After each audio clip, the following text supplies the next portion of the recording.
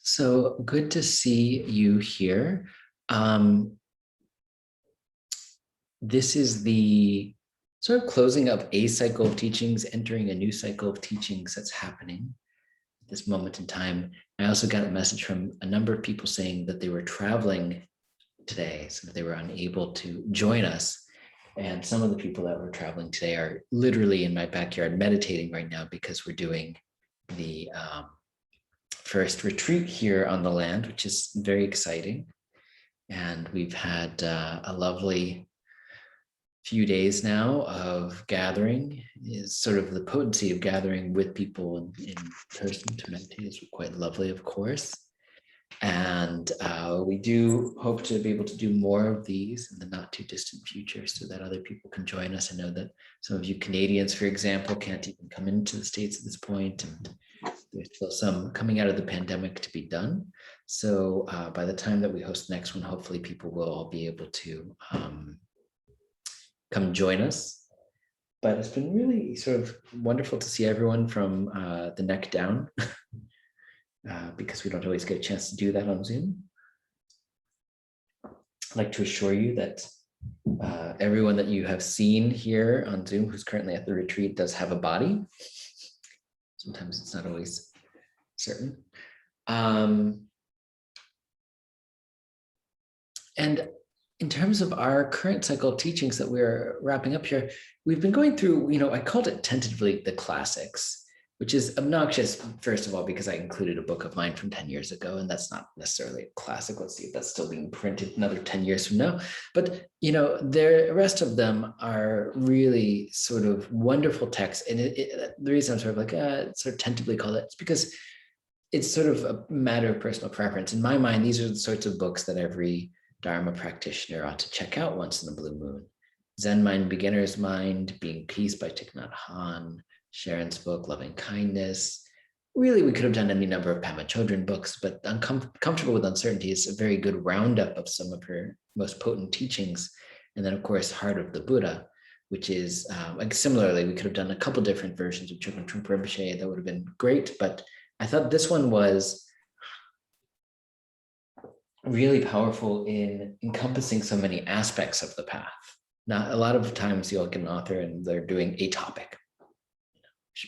For example, Pema Chodron did a book on Tonglen as a practice. It's a very short volume, very hard to find. But it's one of those things where it's like, okay, that's a topic that she covered. And this is, something like Heart of the Buddha. It's like so expansive, going from some of the foundational teachings, the 4 foundations of mindfulness, balancing intellect and intuition, into taking refuge as a topic, the Bodhisattva path, the Vajrayana path, and in particular, all of the details that he gets into. I mean, really sort of, wouldn't be surprised if someone's like, this is way more information than I actually need, so zoomed in on Vajrayogini practice. But it's really helpful for us to have some understanding of, it's a microcosm of Vajrayana view, we could say. So I imagine there's a number of good questions about either the Bodhisattva path talk that was given this month or the Vajrayana talk that I gave this month, and we can certainly get into it. But let's start with just at least a few minutes of sitting.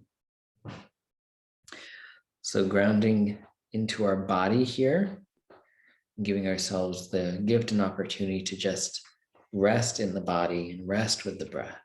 So you all know the posture quite well. Just give yourself a moment to check in and scan the body in the way that you normally do, setting it up for successful meditation practice.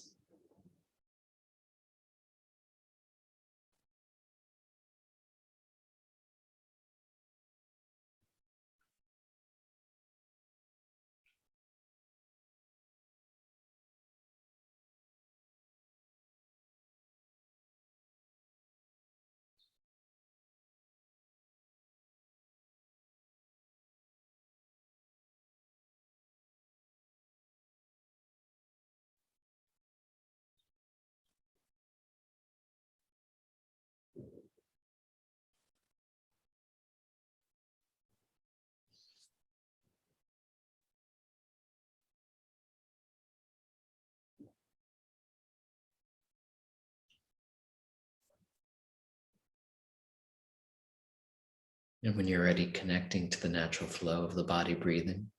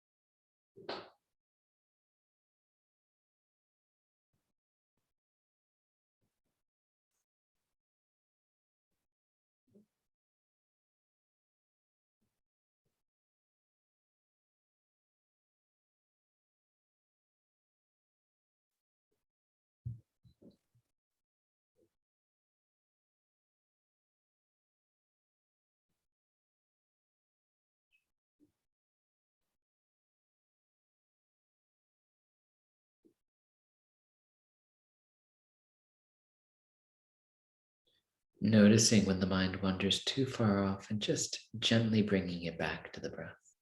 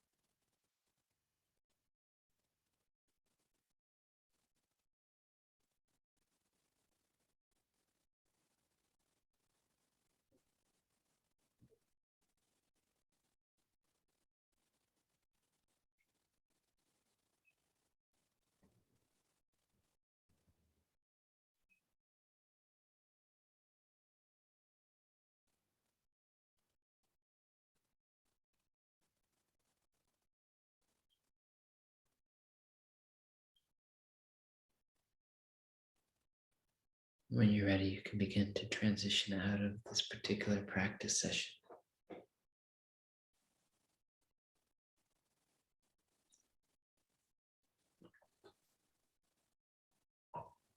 So now that we've landed here to some degree, I'd love to just paint a bit of a picture of what we've been studying these last few months.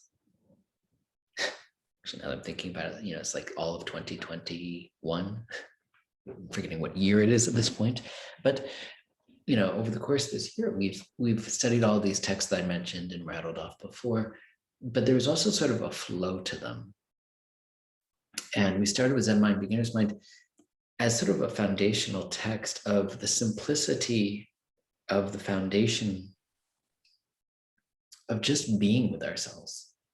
In some sense, the Zen mind is basic, fundamental, right? Just the ability, we just sit. That's the whole school. We just sit, we just do it. And we might think that that is almost rudimentary, but in fact, it is not different than when Shogun Trungpa Rinpoche, many months later, is talking about Vajrayana view and enlightened mind. Zen mind is the same thing. It is Buddha nature. It is basic goodness. There's so many traditions and so many ways of pointing at the same thing, but it's sort of like pointing at the sky. If we were all outside, it'd be very easy for me to just say, look, this sky. And you'd look up and you'd say, okay, I understand what you mean. But here, within our respective homes, pretending that you had not actually ever done this, I would say, so there's something very big in blue. You might say, so it's a balloon. I'd say, okay, so it's not like that. There's also white puffy things. Oh, it's like whipped cream. So it would sort of go on like that. And, this is why we end up with so many terms and so many different ways of talking about the nature of our own mind. So Zen mind, in some sense, foundational text, sure, but it's also pointing at the very core of who we are. That sense of enlightenment that we carry within us. A companion volume for this, by the way,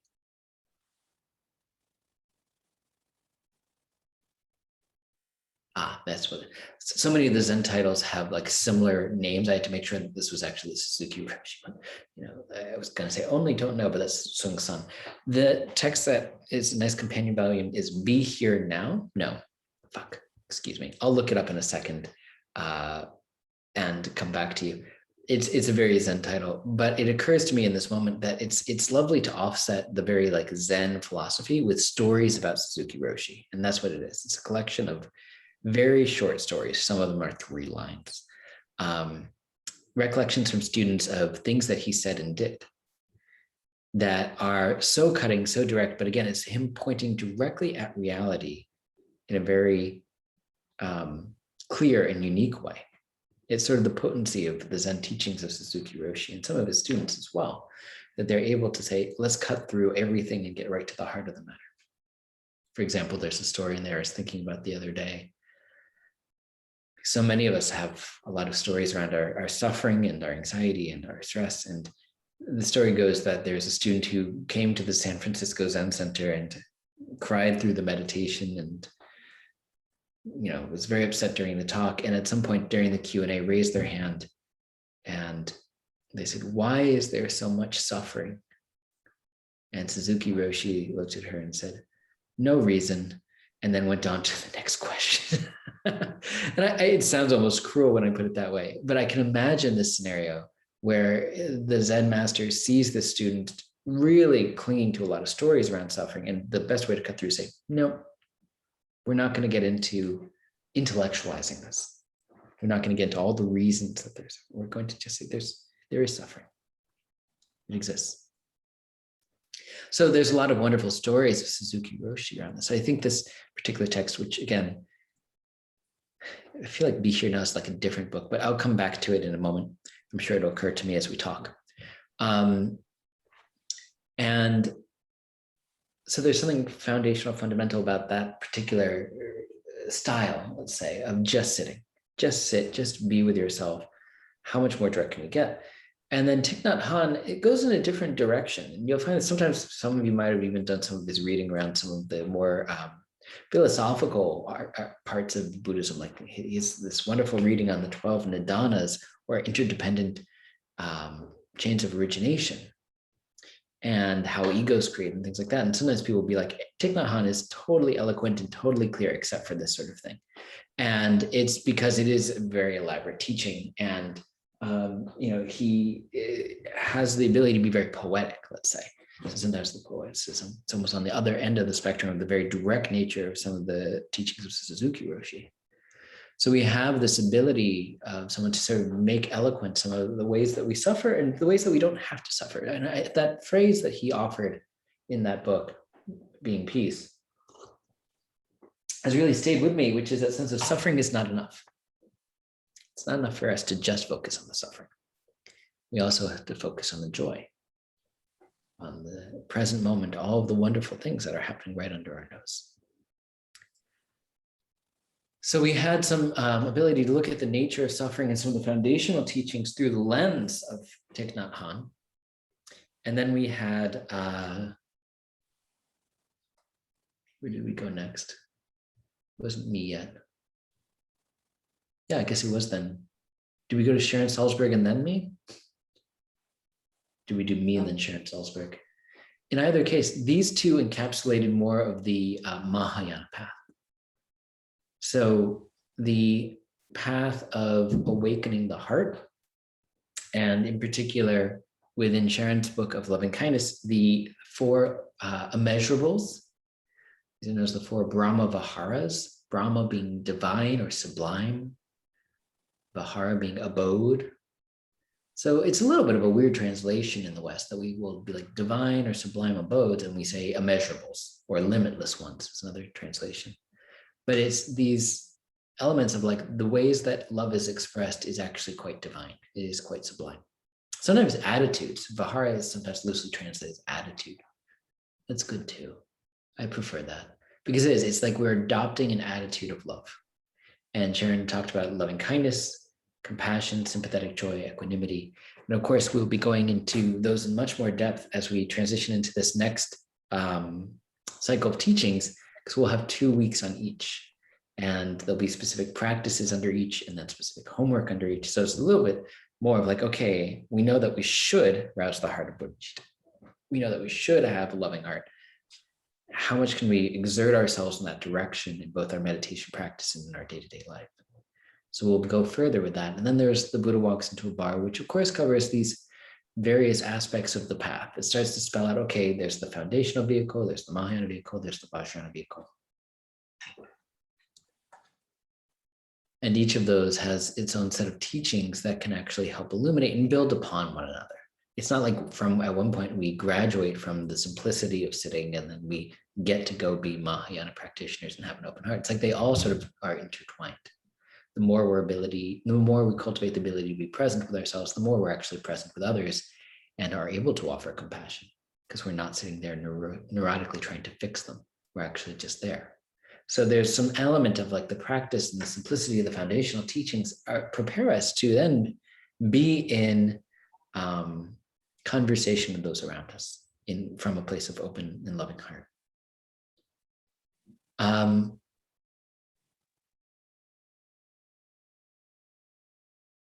And then we had Pema.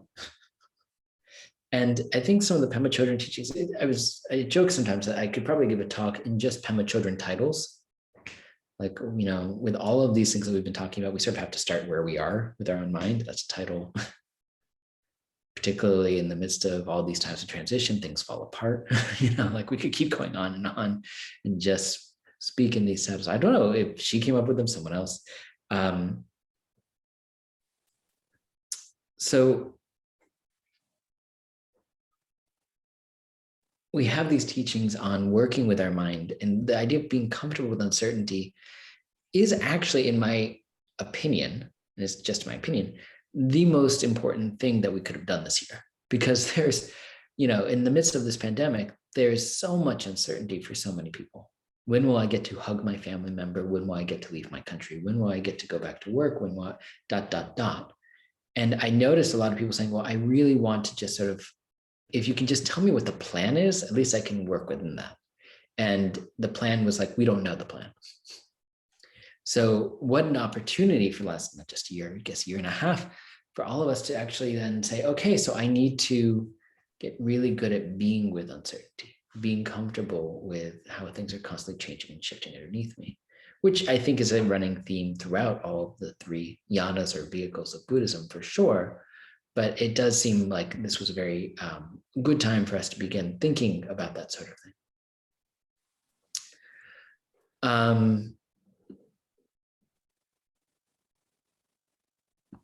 And this now brings us into the Chogyam Trungpa Rinpoche readings of this last month, which I probably should spend a little bit of time on, namely the formalities of the Bodhisattva path and the very intricate and detailed ways that we could explore the Vajrayana. So we read about the Bodhisattva vow, where it comes full circle to a large degree to what we were talking about.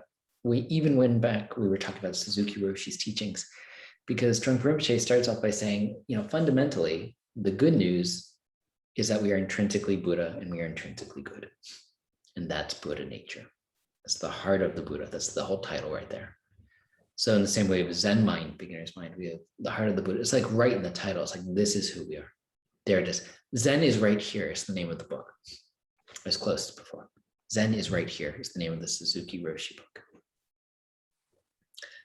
So we're talking here about the heart essence of who we are. And whether it's the Buddha walks into a bar where I talk about basic goodness, or Pema Chodron talks about basic goodness, or Sharon Salzberg talks about the essence of bodhicitta, we're always talking about like, who are we at the core? When we let go of our confusion, when we let go of our neurosis, who do we end up becoming? We end up being Buddha. We end up being awake. So that's the fundamental through line of all of these different texts. So, not just Suzuki Roshi, but also Thich Nhat Hanh coming from the Zen tradition, same thing.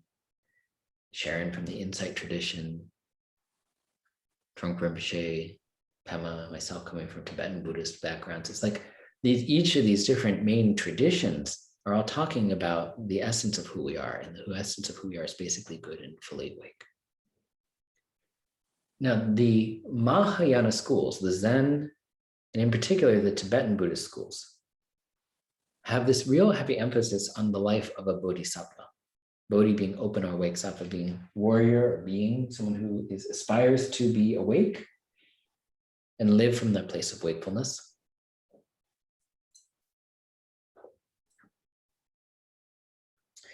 And yesterday we were doing some Tonglen over here as part of the retreat. And I was thinking, just when we enter the path of the Bodhisattva, there's so much here that is antithetical to the way that we normally operate. So the Bodhisattva path overall, Tonglen practice in particular, which we'll come back to in the midst of our Bodhisattva club, goes against the grain of what we think we ought to do. We think we ought to just put ourselves first, and maybe if there's some leftover room, we can be nice to other people. But generally, the Bodhisattva path is that we actually are putting others before ourselves, that we're actually doing the opposite. We're actually countering and being willing to be open to the pain of others and to offer what we can to be of benefit to them. And we should go back to talking Pema Chodron. So as we start where we are with this, that sometimes it's not like, oh my gosh, I can give everything of my life. It's some sense of just a willingness to aspire to be open to others. So we talked a little bit about aspiration and action bodhicitta this month. So the aspiration that we would be of benefit to others, and those aspirational practices of loving kindness, compassion, sympathetic joy, equanimity, the four immeasurables, rouse that heart of awake. And then there's action bodhicitta, which is where we just go out and do the thing. This is often referred to as the 6 paramitas, but of course there's many ways that we can actually then manifest from a place of compassion or loving kindness and so on. The 6 paramitas being generosity, discipline, patience, exertion, meditative concentration, and wisdom. And we'll get into those. We'll have 2 weeks on each of those. So it's really quite a full amount of time of really going into the nitty-gritty. What does it mean for us to act as a generous person, as a disciplined person, so on and so forth. So within all of this, there's some sense of a willingness to work with our world and to consider it a bit of a playground or an experiment of how we can actually live the life of open-heartedness. And sometimes we fall towards ego, sometimes we fall towards openness, and we sort of just adjust. We sort of go through the path, sort of weeble wobbling between shutting down, hiding out, and then being really open. And gradually we learn that it's okay for us to be open, to be vulnerable, to be tenderhearted with others, and that we move further and further in that direction.